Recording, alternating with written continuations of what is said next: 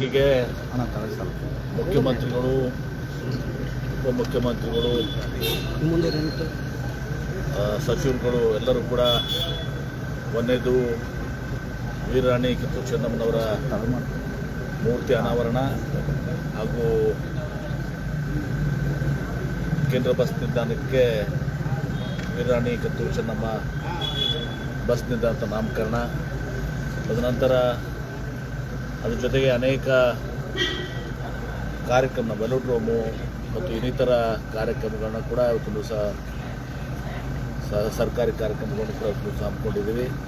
ಅವೆಲ್ಲವನ್ನು ಕೂಡ ಅಲ್ಲಿ ಉದ್ಘಾಟನೆ ಮಾಡಿ ಬಂದು ಮೂರ್ತಿಯನ್ನು ಅಳವಡಿಸಿ ವೆಲೋಡ್ರೋಮ್ಗೆ ಹೋಗಿ ಬಂದು ಮುಂದೆ ದರ್ಬಾರ್ ಹೈಸ್ಕೂಲ್ನಲ್ಲಿ ಒಂದು ಬೃಹತ್ ಸಭೆಯನ್ನು ಇವತ್ತು ಮುಖ್ಯಮಂತ್ರಿಗಳು, ಉಪಮುಖ್ಯಮಂತ್ರಿಗಳು, ಸಚಿವರು, ಎಲ್ಲರೂ ಶಾಸಕರು ಎಲ್ಲರೂ ಕೂಡಿ ವೀರರಾಣಿ ಕಿತ್ತೂರು ಚೆನ್ನಮ್ಮನವರ ಅಭಿಮಾನಿಗಳು ಕೂಡ ಎಲ್ಲರೂ ಕೂಡ ಭಾಗವಹಿಸ್ತಾರೆ. ಎಲ್ಲರೂ ಕೂಡ ಒಂದು ಕಾರ್ಯಕ್ರಮವನ್ನು ಒಂದು ವಿಜೃಂಭಣೆಯಿಂದ ಮಾಡ್ತಾ ಇದ್ದೀವಿ. ವೀರರಾಣಿ ಕಿತ್ತೂರು ಚೆನ್ನಮ್ಮನವರು ಇವತ್ತು ದೇಶದ ಸಲುವಾಗಿ ಬ್ರಿಟಿಷರ ವಿರುದ್ಧ ಹೋರಾಟ ಮಾಡಿದಂಥ ಒಬ್ಬ ದಿಟ್ಟ ನಮ್ಮ ಮಹಿಳೆ, ನಮ್ಮವರು. ಹೀಗಾಗಿ ಅವರ ಒಂದು ಮೂರ್ತಿ ಭಾಳ ದೇಶದಿಂದ ಕಾರಣಾಂತರದಿಂದ, ಯಾಕಂದರೆ ಅಲ್ಲಿ ಇಕ್ಕಟ್ಟಿನ ಪರಿಸ್ಥಿತಿಯಲ್ಲಿ ಸರ್ಕಾರ ಇರುವುದರಿಂದ ಅನೇಕ ದಶಕಗಳು ನನಗೂ ತೆಗೆದಿತ್ತು. ಅಲ್ಲಿ ಅವರಿಗೆ ಬಸ್ ನಿಲ್ದಾಣದಲ್ಲಿ ಒಂದು ಜಾಗವನ್ನು ಕೊಡಿಸಿ ಇವತ್ತು ದಿವಸ ಅಲ್ಲಿ ಮೂರ್ತಿ ಪ್ರತಿಷ್ಠಾಪನೆ ಆಗಿದೆ. ಮತ್ತು ಆ ಬಸ್ ನಿಲ್ದಾಣಕ್ಕೆ ಅವರ ಮೂರ್ತಿ ಸ್ಥಾಪನೆ ಮಾಡಿದ್ಮೇಲೆ ಅವ್ರ ಹೆಸರಿಡೋದು ಯೋಗ್ಯ ಅಂತ ತಿಳ್ಕೊಂಡು ನಾನು ಒಂದು ದಿವಸ ಅದನ್ನು ಅವ್ರ ಹೆಸರನ್ನು ಕೂಡ ನಮ್ಮ ಇವರು ಸಚಿವರಾದಂಥ ರಾಮಲಿಂಗಾರೆಡ್ಡಿ ಅವರಿಗೆ, ಮುಖ್ಯಮಂತ್ರಿಗಳಿಗೆ ಹೆಸರನ್ನು ಕೂಡ ನಾವು ತಂದಿಟ್ಟಿದ್ದೀವಿ. ವೆಲೋಡ್ರೋಮ್ನ ದಿವಸ ಭಾಳ ದಿವಸದ ಕನಸು, ಇವತ್ತು ದಿವಸ ಅನೇಕ ದಶಕದ ಕನಸು. ಆ ವೆಲೋಡ್ರೋಮ್ ನಮ್ಮಲ್ಲಿ ವಿಜಯಪುರ, ಜಮಖಂಡಿ, ಬಾಗಲಕೋಟೆ ಮತ್ತು ಚಿಕ್ಕೋಡಿ ಈ ಭಾಗದಲ್ಲಿ ಸೈಕ್ಲಿಸ್ಟ್ ಇವತ್ತು ದಿವಸ ಅಂತಾರಾಷ್ಟ್ರೀಯ ಮಟ್ಟದಲ್ಲಿ, ರಾಷ್ಟ್ರೀಯ ಮಟ್ಟದಲ್ಲಿ ಇವತ್ತು ತಮ್ಮ ಸಾಧನೆಯನ್ನು ಮಾಡಿದ್ದಾರೆ. ಅವ್ರಿಗೆ ಅದು ಅನುಕೂಲ ಆಗೋ ರೀತಿಯಲ್ಲಿ ಅದು ಒಂದು ಉದ್ಘಾಟನೆ ಆಗ್ತದೆ. ಇನ್ನೂ ಅನೇಕ ಕಾರ್ಯಕ್ರಮಗಳಿದ್ದಾವೆ, ಅವನ್ನು ಕೂಡ ಉದ್ಘಾಟನೆ ಇವತ್ತು ಸಹ ಮುಖ್ಯಮಂತ್ರಿಗಳು, ಉಪಮುಖ್ಯಮಂತ್ರಿಗಳು, ಸಚಿವರು ಕೇಂದ್ರ ಕಾರಾಗೃಹಕ್ಕ ಇನ್ನೊಂದು ಸ್ವಲ್ಪ ಕೆಲಸ ಇದೆ, ಅದಕ್ಕೆ ಅದನ್ನು ಪ್ರೊಸೆಸ್ ಮಾಡಿದ್ದೀವಿ. ಒಂದು ಇಂಟೀರಿಯರ್ಸ್ಗೆ ಸ್ವಲ್ಪ ಇದೆ, CC ಕ್ಯಾಮ್ರಾದ ಕೆಲಸ ಇದೆ, ಇನ್ನೊಂದು 15 ಕೋಟಿ ರೂಪಾಯಿ ಬೇಕಾಗ್ತದೆ. ಅದನ್ನು ಕೂಡ ನಾನೇ ಗೃಹ ಮಂತ್ರಿ ಇದ್ದಾಗ ಅದನ್ನು 100 ಕೋಟಿ ರೂಪಾಯಿ ಕೊಟ್ಟು ಅದನ್ನು ಕಾರಾಗೃಹ, ನಮ್ಮ ಹಳೆ ಕಾರಾಗೃಹ ಅಂತೇಳಿ ಅದನ್ನು ಮಾಡಿಸಿದ್ದೆ. ಇನ್ನೊಂದು 15 ಕೋಟಿ ಅನುದಾನ ಬೇಕಾಗಿದೆ, ಅದನ್ನು ಪ್ರೊಸೆಸ್ ಮಾಡ್ತಾಯಿದ್ವಿ. ಅದನ್ನೊಂದು ಮತ್ತು ಮೈಸೂರು ಸ್ಯಾಂಡಲ್ಸ್ ಹೋಗ್ಕೊಂಡು ಅದು ಕೂಡ ಏನೋ ಪ್ರಗತಿಯಲ್ಲಿದೆ. ಇನ್ನೂ 3-4 ನೆಕ್ಸ್ಟ್ ಹಂತದಲ್ಲಿ ಮಾಡ್ತೀವಿ. ಈಗ ಪಂಚಮಸಾಲಿ ಸಮಾಜದ ಮುಖಂಡರು ಒಂದಷ್ಟು ವಿರೋಧ ವ್ಯಕ್ತಪಡಿಸಿದ್ದಾರೆ. ಮುಗಿದೋದ ಕತೆ. ಎಲ್ಲರೂ ಈಗ ಕೂಡಲ ಸಂಗಮ ಸ್ವಾಮಿಗಳು ಈಗಾಗಲೇ ಈಗ ಒಂದು ಸ್ಟೇಟ್ಮೆಂಟ್ ಮಾಡಿದ್ದಾರೆ, ಎಲ್ಲರೂ ಕೂಡಿ. ಅದರಲ್ಲಿ ಯಾವುದೂ ಕೂಡ ಅದಕ್ಕೆ ಹೋರಾಟಕ್ಕೆ ಇದಕ್ಕೆ ಸಂಬಂಧ ಇಲ್ಲ. ಇವತ್ತು ಅವರ 2A ಹೋರಾಟ, ಇವತ್ತು ರಾಣಿ ಚೆನ್ನಮ್ಮನವರು ದೇಶದ ಆಸ್ತಿ. ಅದು ಯಾವುದೇ ಒಬ್ಬ ಸಮಾಜದಲ್ಲಿ ಹುಟ್ಟಿರ್ಬೋದು, ಹೆಮ್ಮೆ ಇರಬೇಕು ಆ ಸಮಾಜಕ್ಕೆ, ನಮ್ಮ ಸಮಾಜದಲ್ಲಿ ಹುಟ್ಟಿದ್ರು ಅಂತ ಹೆಮ್ಮೆ ಇದೆ ಇವತ್ತು ದಿವಸ ಅವ್ರಿಗೆ.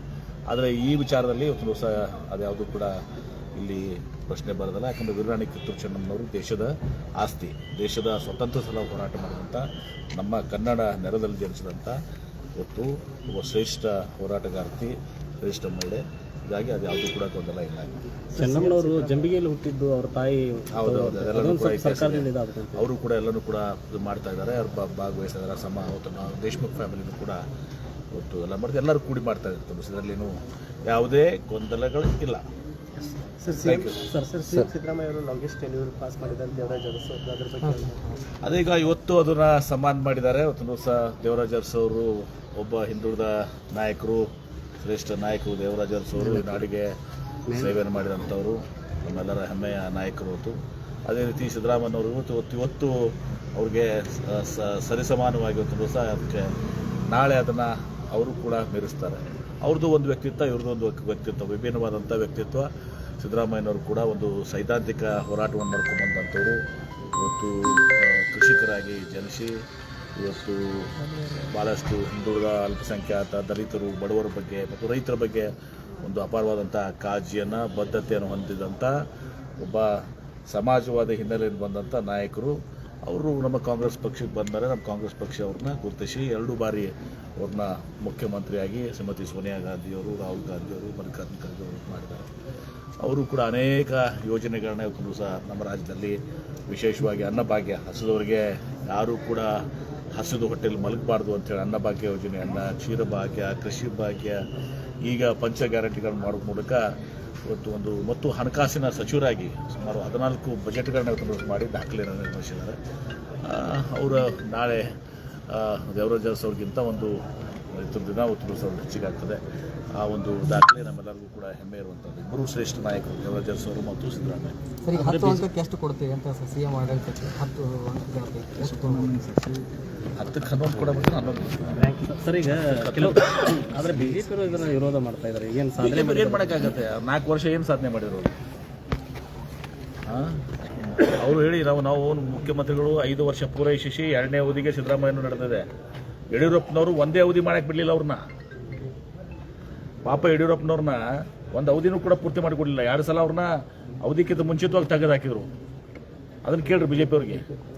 ನಿಮ್ಮ ಸಾಧನೆ ಏನಂದ್ರೆ ಯಡಿಯೂರಪ್ಪನ ಪೂರ್ಣಾವಧಿ ಟರ್ಮ್ ಮಾಡಿಸ್ಲಾರ್ದಂಥದ್ದು ನಿಮ್ಮ ಸಾಧನೆ. ಕರೆಕ್ಟಾಗಿಲ್ಲೋ ಸರ್? ಈಗ ಸರ್ PPP ಹೋರಾಟಗಾರರನ್ನ ಬಂಧನ ಮಾಡಿರ್ತಕ್ಕಂಥದ್ದು ಮತ್ತು ಅವ್ರ ಮೇಲೆ 109 ಮರ್ಡರ್ ಕೇಸ್ ಚಾನ್ಸ್. ನೋಡಿ, ಈಗ ನಾನು ಸ್ಪಷ್ಟವಾಗಿ ನೀವು ಎಲ್ಲರೂ ಕೂಡ ಇದ್ದೀರಿ. ನಾನು ಸ್ಪಷ್ಟವಾಗಿಯೂ ಕೂಡ ಮುಖ್ಯಮಂತ್ರಿಗಳನ್ನ ಭೇಟಿ ಮಾಡಿಸಿ ಹೇಳಿದ್ದೆ. ಅವತ್ತು ನಾನು ಅದನ್ನು ಕೂಡ ಹೇಳಿದ್ದೆ. ಸ್ವಲ್ಪ ಮನೆಯಲ್ಲಿ ನೋಡಿಸಿದಾಗ ಸ್ವಲ್ಪ ಇದು ಮಾಡ್ಕೋಬೇಕು. ಆವಾಗ ನಮಗೆ PPP ಮೆಡಿಕಲ್ ಕಾಲೇಜ್ ಬೇಡ, ಸರ್ಕಾರಿ ಆಗಬೇಕು. ಆಯಿತು, CM ಅವರು ಆಯಿತು, ಹಾಗೆ ಮಾಡೋಣ, ಸ್ವಲ್ಪ ತಡ ಆಗ್ತದಂತೆ ಮುಖ್ಯಮಂತ್ರಿಗಳು ಹೇಳಿದರು. ಅದಾದ್ಮೇಲೆ ಇವ್ರು ಅರ್ಥ ಮಾಡ್ಕೋಬೇಕಾಗಿತ್ತು. ಅದಾದಮೇಲೆ ನಾನು ಪತ್ರಿಕಾಗೋಷ್ಠಿ ಮಾಡಿ ಹೇಳಿದ್ದೀನಿ. ನಾನು ಪತ್ರಿಕಾಗೋಷ್ಠಿ ಮಾಡಿ ಸ್ಪಷ್ಟವಾಗಿ ಹೇಳಿದ್ದೀನಿ. ಏನೂ ಇದು ಬಿಡಲಾದೆ ಒಂದೊಂದು ಶಬ್ದವನ್ನು ಕೂಡ ನಾನು ಅವ್ರಿಗೆ ಇದು ಮಾಡೋಂತ ಹೇಳಿದ್ದೀನಿ. ಮತ್ತು ಹೀಗಾಗಿ ಮತ್ತೆ ಯಾಕೆ ಇವ್ರು ಮುಂದುವರಿಸಿದಂಥದ್ದು? ಮತ್ತೊಂದು ಭೇಟಿ ಮಾಡ್ತೀನಿ ಅಂತ ಕೂಡ ಹೇಳಿದ್ದೀನಿ. 9ನೇ ತಾರೀಕಿಗೆ ಬರ್ತಾ ಇದ್ದಾರೆ ಬೆಟ್ರೋಲ್, ಈಗೂ ಕೂಡ ಭೇಟಿ ಮಾಡ್ತೀನಿ ಅವ್ರಿಗೆ. ನಾವು ಎಲ್ಲ ನನ್ನಲ್ಲಿ ಸ್ಪಷ್ಟತೆ ಇದೆ. ಆದರೆ ಇದನ್ನ ಸ್ಪಷ್ಟತೆ ಇದ್ಕೊಂಡ್ಮೇಲೆ ಮಾಡಿದ್ರೆ ಮತ್ತೆ ಅದಕ್ಕೆ ನನಗೆ ಗೊತ್ತಾಗಲ್ಲ ಅವ್ರ ಉದ್ದೇಶ ಏನಿದೆ ಅಂತ ಗೊತ್ತಾಗಲ್ಲ. ಈಗ ಭೇಟಿ ಮಾಡ್ಸಕ್ ಪ್ರಮುಖವಾಗಿ ಎಲ್ಲರೂ ಒಳಗಡೆನೆ ಹೋಗಿದ್ದಾರೆ. 6 ಜನ ಯಾರು ನನಗೆ ಗೊತ್ತಿಲ್ಲ. ಕಾನೂನುವಾಗಿ ನೀವು ಪೊಲೀಸರಿಗೆ ಕಪಾಳ ಹೊಡೆದು ನಡೀತದ? ಅಲ್ಲ, ಪೊಲೀಸರು ಹತ್ತಿಕ್ಕುವಂತ ಪ್ರಯತ್ನ ಮಾಡೋದು ನನಗೆ ಅದು ಗೊತ್ತಿಲ್ಲ.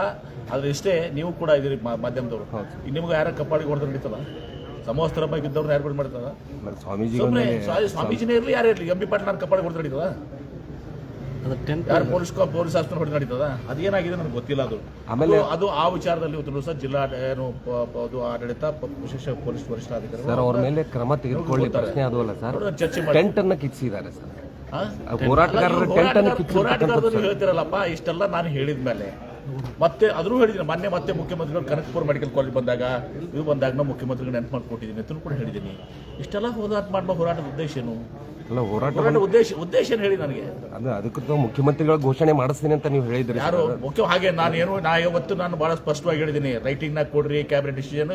ಇದು ಮಾಡ್ಲಿಕ್ಕೆ ಯಾವ ಸರ್ಕಾರಗಳು, ನಮ್ಮ ಸರ್ಕಾರ ಬಿಡಿ ಬೇರೆ ಸರ್ಕಾರ ಇದ್ರೂ ಕೂಡ ಮಾಡೋಕ್ಕಾಗೋದಿಲ್ಲ. ದಿವಸ 1,000 ಸ್ಟ್ರೈಕ್ ಆಗ್ತಾವ ರಾಜ್ಯದಲ್ಲಿ. ಎಲ್ಲರಿಗೂ ನೀವು ಬರ್ದು ಕೊಡ್ತೀರಾ? ಲಿಖಿತವಾಗಿ ಕೊಡ್ತೀರಾ? They are misguided people. ಅದು ಈಗೂ ಕೂಡ ಹೇಳ್ತೀನಿ. ನನಗೆ ಅವ್ರ ಬಗ್ಗೆ, ನಾನು ಹೋರಾಟಗಾರ ಬಗ್ಗೆ ನಾನು ಗೌರವ ಹೊಂದಿದ್ದೀನಿ. ಈಗೂ ಕೂಡ ಹೇಳ್ತೀನಿ. ಮುಖ್ಯಮಂತ್ರಿಗಳು ಬರ್ತಾರೆ 9 ತಾರೀಕಿಗೆ. ಮುಖ್ಯಮಂತ್ರಿಗಳು ಬಂದಾಗ ಒಂದು 12 ಮುಖಂಡರು ಯಾರಿದಾರ ಅವ್ರನ್ನ ಭೇಟಿ ಮಾಡಿಸಿ ಮುಖ್ಯಮಂತ್ರಿಗಳು ನಮ್ಮ ಹೇಳಿಸ್ತೀವಿ. ಆದರೆ ನೀವು ರೈಟಿಂಗ್ನಾಗ ಕೊಡ್ರಿ, ಕ್ಯಾಬಿನೆಟ್ ಡಿಸಿಷನ್ ಮಾಡಿರಿ, ಈಗಲೂ ಆಗೋದಿಲ್ಲ, ಮುಂದೂ ಆಗೋದಿಲ್ಲ. ಮಾಡಿಸುವಂಥದ್ದು ಹೇಳಿದ ಮೇಲೆ ವಿಶ್ವಾಸ ಇರ್ಬೇಕು, ನಂಬಿಕೆ ಇರಬೇಕಾಗ್ತದೆ. ಮುಖ್ಯಮಂತ್ರಿಯಿಂದ ಘೋಷಣೆ ಆಗ್ತದೆ ಅಂತ ವಿಶ್ವಾಸ. ಮುಖ್ಯಮಂತ್ರಿಗಳು ಹೇಳ್ತಾರೆ, ಇಲ್ಲಪ್ಪ ನಾವು PPP ಮಾಡಲ್ಲ, ಸರ್ಕಾರಿ ಮಾಡ್ತೀವಿ, ಹಣಕಾಸಿನ ಲಭ್ಯತೆ ನೋಡ್ಕೊಂಡು ನಾವು ಮಾಡ್ತೀವಿ ಅಂತ ಆಯ್ತಲ್ಲ. ಅವ್ರ ಮೇಲೆ ಪ್ರಕರಣ ದಾಖಲಾಗಿದೆ ಸರ್. ಅದನ್ನು ಹಿಂಪಡೆಯುವಂತ ನಾನು ಕೋರ್ಟ್ ಇದರಿಂದ ನನ್ನ SP ಜೊತೆ ಮಾತನಾಡ್ತೇನೆ. ಇವತ್ತು ನನಗೆ ಪ್ರೊಸೆಸ್ ಇರ್ತದೆ, ಮೋಸ್ಟ್ಲಿ ಕಾನೂನಾತ್ಮಕ ಪ್ರೊಸೆಸ್ ಇರ್ತದೆ. ಆ ಪ್ರೊಸೆಸ್ನಲ್ಲಿ ಇವತ್ತು ಸಹ ಅವ್ರಿಗೂ ಕೂಡ ಏನು ಸಹಾಯ ಮಾಡೋಣ.